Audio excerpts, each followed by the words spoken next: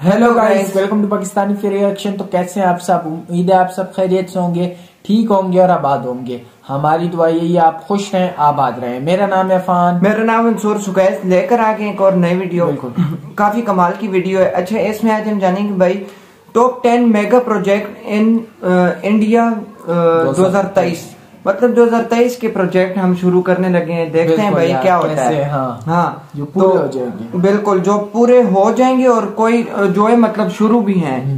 तो वीडियो को original link आपको मिल जाएगा डिस्क्रिप्शन में। तो कार्डन करते हैं 3, 2, 1 एंड स्टार्ट। दोस्तों, आज के समय में भारत बड़ी ही तेजी से आगे बढ़ रहा है, चाहे वो इकोनॉमी के मामले में हो या फिर देश के रूप में उसके पावर के मामले में। हर सेक्टर में आज भारत तेजी से विकास कर रहा है और कई चीजों में तो विकसित देशों को भी पीछे छोड़ता जा रहा है। आज हम इस वीडियो में भारत के 10 मेगा प्रोजेक्ट यानी कि भारत के 10 सबसे बड़े प्रोजेक्ट के बारे में बात करेंगे जो 2023 तक भारत को बदल कर रख देंगे, जिनके बारे में जानने के बाद आप भी गर्व से कहेंगे सारे जहां से अच्छा हिंदुस्तान हमारा। ये वीडियो बड़ी ही दिलचस्प होने वाली है, तो हमारे साथ अंत तक जरूर बने रहिएगा और आपसे एक निवेदन है कि कमेंट में जय हिंद जरूर लिख दीजिएगा। तो चलिए वीडियो शुरू करते हैं।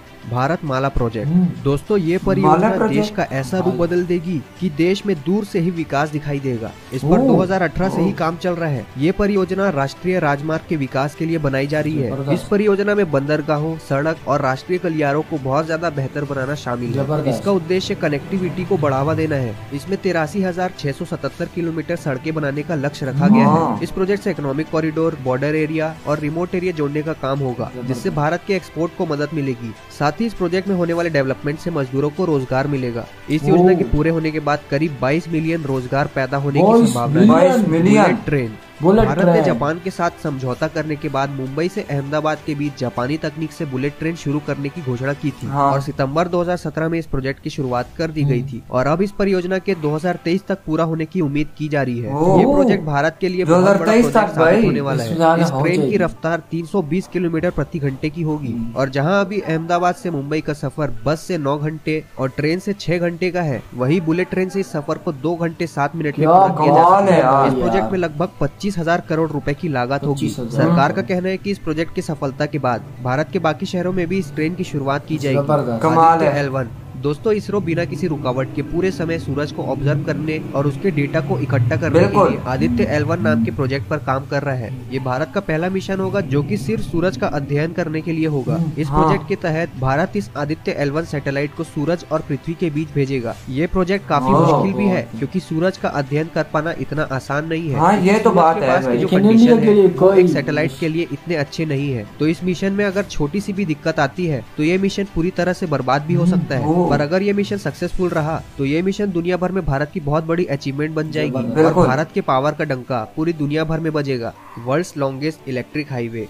दोस्तों, अब हमारे देश में इलेक्ट्रिक हाईवे बनने वाला है। वो भी दुनिया का सबसे लंबा इलेक्ट्रिक हाईवे, जिसकी लंबाई लगभग 1300 किलोमीटर की होगी और इस एक्सप्रेस वे पर लगभग 350 किलोमीटर का काम हो चुका है। अभी हाईवे में 8 लेन बनाए जा रहे हैं। इसके अलावा 4 लेन और बढ़ाए जाएंगे, 2 जाने के लिए और 2 आने के लिए, और ये चारों लेन सिर्फ इलेक्ट्रिक वाहनों के लिए ही होंगे। पूरे रूट पर 92 यानी 92 स्थानों पर इंटरवेल स्पॉट डेवलप किया जाएगा, जहाँ पर लोग अपनी गाड़ियों को चार्ज कर पाएंगे। ये देश का पहला एक्सप्रेस वे होगा जिसमें डेडिकेटेड इलेक्ट्रिक व्हीकल 4 लेन होगी। सड़क और परिवहन मंत्री नितिन गडकरी ने बताया कि इस एक्सप्रेस वे का काम जनवरी 2023 तक कंप्लीट हो जाएगा। इसके पूरे तैयार हो जाने से समय तो बचेगा ही, साथ ही प्रदूषण को कम करने में भी काफी मदद मिलेगी। इस प्रोजेक्ट की लागत लगभग 1 लाख करोड़ की है।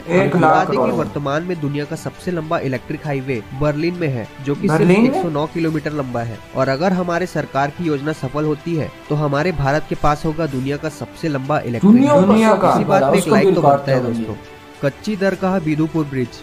ये ब्रिज आने वाले समय में बिहार में एक पहचान के रूप में उभरेगा। ये ब्रिज बनने के बाद भारत का दूसरा सबसे बड़ा वाटर ब्रिज होगा, जो कि 9.76 किलोमीटर लंबा होगा। इस ब्रिज के बनने की शुरुआत साल 2015 में हुई थी, जिसके पूरे होने का अनुमान 2023 तक लगाया जा रहा है। ये ब्रिज पटना की कच्ची दरगाह से बिदुपुर तक जाएगा। इसके बन जाने के बाद महात्मा गांधी सेतु का लोड करीब आधा हो जाएगा। पटना से बिदुपुर जाने के लिए अभी एकमात्र महात्मा गांधी सेतु पुल ही है। ये पुल अंग्रेजों के द्वारा बनवाया गया था और इस समय इस पुल की हालत काफी खस्ता हो चुकी है, जिसकी वजह से यहाँ घंटों जाम लगता है। साथ ही आए दिन सड़क दुर्घटनाएं भी होती रहती है। कच्ची दरगाह बिदुपुर ब्रिज बनाने की लागत करीब 3,115 करोड़ रुपए की बताई जा रही है।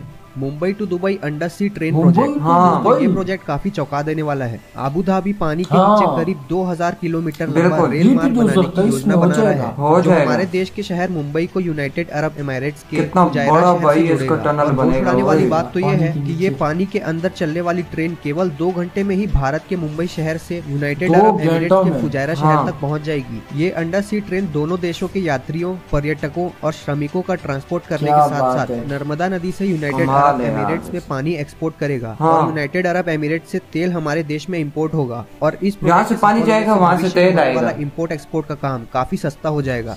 River interlinking project. दोस्तों, भारत में आज भी कई ऐसे राज्य हैं जिनको हर साल बाढ़ का सामना करना पड़ता है, और वहीं कुछ राज्य ऐसे हैं जहां हर साल सूखा पड़ता है। साल 1999 में उस समय के पीएम अटल बिहारी वाजपेयी ने इस परेशानी को देखा और इससे निपटने के लिए उन्होंने इस योजना की शुरुआत की। पर जब तक इस योजना पर काम हो पाता तब तक सरकार ही बदल गई, जिसके बाद इस योजना को रोक दिया गया था। अब करीब 20 साल बाद बीजेपी की सरकार में इस प्रोजेक्ट को दोबारा शुरू किया गया। ये एक सिविल इंजीनियरिंग योजना है जिसका उद्देश्य भारतीय नदियों को जलाशयों और नहरों के माध्यम से आपस में जोड़ना है, जिसकी मदद से किसानों को खेती के लिए मानसून के सहारे नहीं रहना पड़ेगा। साथ ही बाढ़ और सूखे के समय पानी की मांग और कमी को पूरा किया जा सकेगा। इस योजना के तहत भारत की 60 नदियों को आपस में जोड़ा जाएगा। 60 नदियों को, गंगा नदी भी है। और इस योजना को 3 हिस्सों में बांटा गया है। Redevelopment of central Vista. इस प्रोजेक्ट के अंदर भारत की कई ऐसी चीजें हैं जिनको कितना प्यारा है ना, जिसमें से एक भारत का इस समय का संसद भवन भी है, जिसे 1927 में ब्रिटिशर्स के द्वारा बनाया गया था। वर्तमान के संसद भवन में केवल 790 सांसदों के बैठने की ही व्यवस्था है, लेकिन जो संसद भवन नया बनवाया जा रहा है उसमें 1272 सांसदों के बैठने की व्यवस्था है, जिसमें लोकसभा के 888 संसद और राज्यसभा के 384 संसद बैठ सकेंगे। और इस संसद भवन में 4 फ्लोर्स होंगे। इसके बनने की शुरुआत सितंबर 2021 में हो गई थी और इसका फेज 1 ये बहुत प्यारा था यार, ये हमने देखा था। उद्घाटन खुद प्रधानमंत्री नरेंद्र मोदी ने किया था। फरवरी या मार्च 2023 तक इसके पूरे होने की संभावना है। ये प्रोजेक्ट करीब 1.5 एकड़ में फैला हुआ है और इसको बनाने की कुल लागत 20,000 करोड़ की है। इसका पूरा काम टाटा प्रोजेक्ट को दिया गया है, जिसमें प्रधानमंत्री और राष्ट्रपति के लिए भी नए भवन बनवाए जाएंगे। वंदे भारत मिशन। दोस्तों, पहली ट्रेन साल 2019 में नई दिल्ली से बनारस चलाई गई थी और दूसरी ट्रेन नई दिल्ली से वैष्णो देवी मंदिर के लिए चलाई गई थी। और दोनों ट्रेन की अगर बात करें तो दोनों ही ट्रेन पूरी तरह से सफल रही। अब सरकार ने करीब 500 वंदे भारत ट्रेन चलाने का लक्ष्य रखा है और इसकी मदद से पुरानी रेलवे ट्रेन जैसे राजधानी और शताब्दी से वंदे भारत ट्रेन को रिप्लेस किया जाएगा, जिसकी मदद से रेलवे में नए रेवेन्यू देखने को मिलेंगे। प्रोजेक्ट हिमांक। दोस्तों, इस प्रोजेक्ट को आप आज तक का सबसे बेस्ट प्रोजेक्ट कह सकते हैं, वो भी भारत ही नहीं पूरी दुनिया का सबसे बेस्ट प्रोजेक्ट। इसे बॉर्डर रोड ऑर्गेनाइजेशन ने 1985 में शुरू किया था। अब आप सोच रहे होंगे कि इसमें इतना टाइम क्यों लग रहा है, तो आपको बता दें कि ये दुनिया की सबसे पहली मोटर रोड है जो कि ग्लेशियरों में बनाई जा रही है। ये सड़क पूर्वी लद्दाख में सासोमा से सासियर तक बनवाई जा रही है और इस जगह की ऊंचाई 17,800 फीट है। ऐसी बर्फीली जगहों में ठंड के अलावा हिमस्खलन यानी एवेलांच का खतरा हमेशा बना रहता है। मौसम की वजह से इस प्रोजेक्ट को पूरा कर पाना काफी मुश्किल रहा, लेकिन भारत के लिए कुछ भी नामुमकिन नहीं है। इसके पूरे होने की संभावना 2023 तक की जा रही है। तो दोस्तों, हमें बताइएगा आपको इनमें से कौन सा प्रोजेक्ट सबसे बेहतरीन लगा और कौन से प्रोजेक्ट हमें सभी अच्छे लगे हैं। हमारे तो भाई रोंगटे खड़े हो गए कि 2023 में ये क्या कमाल के प्रोजेक्ट बना, भाई मचा देगा, भाई मचा देगा। बिल्कुल यार, ये जो है ना कैसे कैसे प्रोजेक्ट है यार, सही बात। आप और मुल्कों को चेक करो तो हमारा खुद मुल्क दिल कर रहा है कि यार बंदा भी चले जाए इंडिया। सही बात है यार, क्या करें बस यार, लेकिन बहुत बहुत अच्छा हुआ यार। तुम्हें तो खुशी होनी चाहिए भाई। प्रोजेक्ट ये तो देखकर भाई सही बात है, मैं हिल गया हूँ भाई। ये अभी देखो ना, यूएई तक अंडर पास, दूसरा मतलब समंदर के बीचों बीच बन रही टनल बन, जाते जाते वहाँ पानी जाएगा। क्यों? उधर दुबई में पानी की बहुत कमी होती है ना, और वहाँ से तेल आएगा।